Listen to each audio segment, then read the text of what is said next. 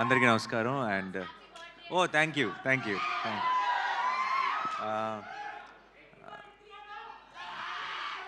రెండు రోజుల్లో ఆ, అందరికీ నమస్కారం. ఇక్కడికి వచ్చిన మీడియా మిత్రులందరికీ మనం ఆల్రెడీ ఇందాక కలుసుకున్నాం, మళ్ళీ ఇక్కడ కలుసుకుంటున్నాం.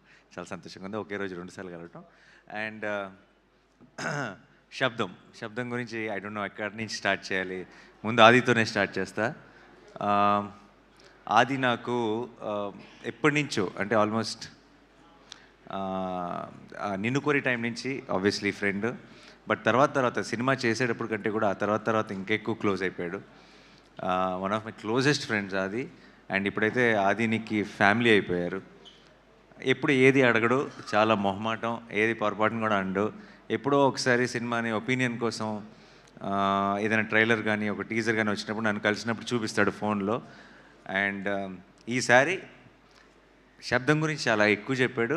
అండ్ తను ఫస్ట్ టైం శబ్దం గురించి అడిగాడు నన్ను ఇక్కడికి ఈరోజు నాకు కోర్ట్ ఈవెంట్ కూడా ఉండింది. అండ్ బట్ దాన్ని ముందుకు పుష్ చేసుకొని ఇది ఎత్తి పరిస్థితిలో మళ్ళీ ఎప్పుడు అడుగుతాడో తెలియదు, అడిగినప్పుడు మాత్రం అవైలబుల్గా ఉండాలని ఈరోజే ఇది ప్లాన్ చేసుకున్నాం. అండ్ తనది ఈ కాన్ఫిడెన్స్ ఏంటి అన్నది నాకు ఆల్రెడీ తెలుసు, తనకి ఎందుకు అంత కాన్ఫిడెంట్గా ఉన్నాడు అనేది. ఈ సినిమా నేను ఆల్రెడీ చూశాను. అండ్ మిగతా ఇక్కడ వాళ్ళందరిలాగే ఐ థింక్ టెక్నికలీ నేను ఈ మధ్యకాలంలో కాదు, చాలా కాలం నుంచి నేను చూసిన ఒక టాప్ నాచ్ ఫిల్మ్. ఎందుకంటే ఎంత ఎవ్రీ డిపార్ట్మెంట్ ఎంత అది ట్రైలర్ చూస్తేనే మీకు అర్థమైపోతుంది. కానీ సినిమాకి వెళ్ళి చూసి నేను సర్ప్రైజ్ అయిన విషయాలు చాలా ఉన్నాయి. Especially I don't know if I can say this, but there is one scene in the film where just ఒక టీ కప్పులోకి ఒక ఐస్ మన షుగర్ క్యూబ్ పడితే కూడా అది ఎంత స్కేరీగా ఉంటుంది అంటే దాంట్లోకి ఒక స్పూన్ పెడితే ఎంత స్కేరీగా ఉంటుంది అన్నది. సౌండ్ అన్నది మనం వినగలిగే డెసిబుల్స్లో ఉన్నంత వరకు బాగానే ఉంది, కానీ sound can be a weapon అని, sound can be so dangerous అని ఒక రకమైన కొత్త యాంగిల్ని ఓపెన్ చేశారు నేను సినిమా చూస్తున్నప్పుడు. And the sound mixing team ఎవరు చేశారో నాకు తెలియదు, వాళ్ళందరికీ హ్యాట్స్ ఆఫ్. అండ్ తమన్ గారు music was very very good. ఇందాక ప్లే చేసిన టైటిల్ సాంగ్ కానీ సినిమాలో మాయా మాయా అని ఒక సాంగ్ కానీ నాకు చాలా నచ్చిన సాంగ్స్. అండ్ నాకు వైశాలి సాంగ్స్ చాలా ఇష్టం. ఐ థింక్ తమన్ గారు మొత్తం కెరియర్లోనే టాప్ 3 సాంగ్స్ అని క్విక్గా చెప్పమంటే 2 వైశాలి పాటలు ఉంటాయేమో అందులో. అంత మంచి పాటలు ఆల్బంలో ఉన్న సాంగ్స్ అన్నీ కూడా. అండ్ మళ్ళీ అదే టీం అందరూ కలిసి ఈ సినిమా చేయటం అండ్ అలాంటి అది వాటర్ మీద, ఇది సౌండ్ మీద, అలాంటి ఒక యూనిక్ ఐడియాని తీసుకొని ఇంత టెక్నికలీ సౌండ్గా ఎన్నో మూమెంట్స్ ఉన్నాయి సినిమాలో, ఎంతో గ్రిప్పింగ్గా తీశారు. పర్ఫార్మెన్సెస్ కానీ, ఆ సెట్ కానీ, ఈ సౌండ్ డిజైన్ కానీ, అరివల్గన్ గారి డైరెక్షన్ కానీ. I'm a big fan of Eeram sir. I really love that film. And Sabdham was on par with it in every which way, technically in every way. And I really love that experience. And ఇలాంటి ఒక ఐడియాని కన్విన్సింగ్గా చెప్పాలి అంటే చాలా పెద్ద పని, చాలా కష్టం అది. అలాంటిది ఒక మంచి టీం దొరికినప్పుడు మాత్రమే, అందరూ అలాంటి ఒక ఐడియాని నమ్మి కోఆపరేట్ చేసినప్పుడు మాత్రమే అలాంటి ఒక ఐడియా ప్రాణం పోసుకుంటుంది. And Sabdham was brilliant in that way. And నాకు కూడా ఇందాక ఆది చెప్పినట్టు నాకు కూడా ఏం చూడాలో తెలియదు, కన్ఫ్యూజ్ అయినప్పుడు హారర్ సినిమాకి వెళ్ళి ల్యాండ్ అవుతాను నేను కూడా. అండ్ లక్కీగా అలాంటి మూడ్లో ఉన్నప్పుడే పిలిచి శబ్దం చూపించాడు అది. సో నేను చాలా ఫుల్గా ఎంజాయ్ చేశాను ఈ సినిమాని. ఈ చిన్న నీకు ఆ తర్వాత కూడా చెప్పలేదు నేను, ఎస్పెషలీ నీ చిన్నప్పుడు ఫ్లాష్ బ్యాక్ దాంట్లో నేను ఎక్కువ రివీల్ చేయట్లేదు. బట్ మదర్కి ఏం జరిగింది, దానికి ఆ కొడుకు మ్యూజిక్ ఎలా కారణం అనేది చాలా హెవీ.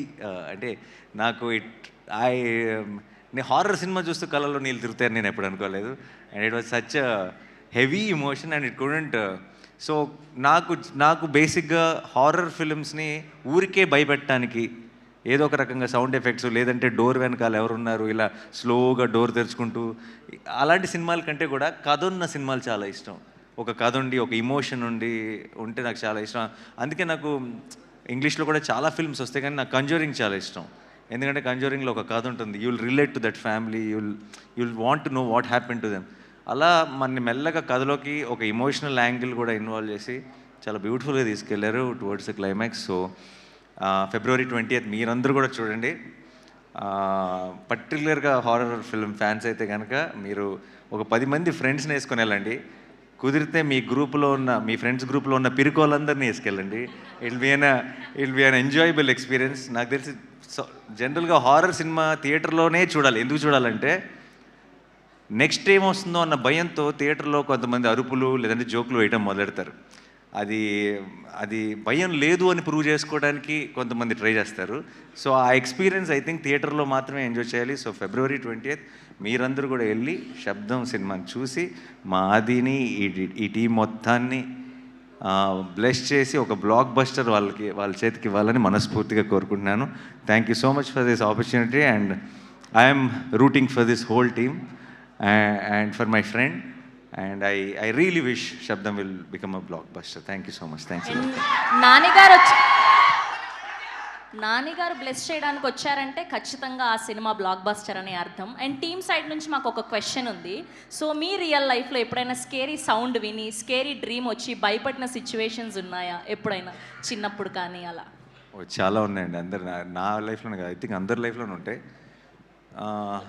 రీసెంట్ అయితే స్కేరీ సౌండ్ రావటం కాదు, మా బుడ్డోడు ఉన్నాడు కదా, వాడికి ఏదో భయంకరమైన కళ వచ్చి ఉంటుంది. వాడు పెద్దగా అరిశాడు, వాడి అరుపుకి నేను ఉలిక్కిపడి లెగిసాను. So ya that's the reason. So sweet. Thank you Nani గారు. Thank you for gracing our event. Thank you so much.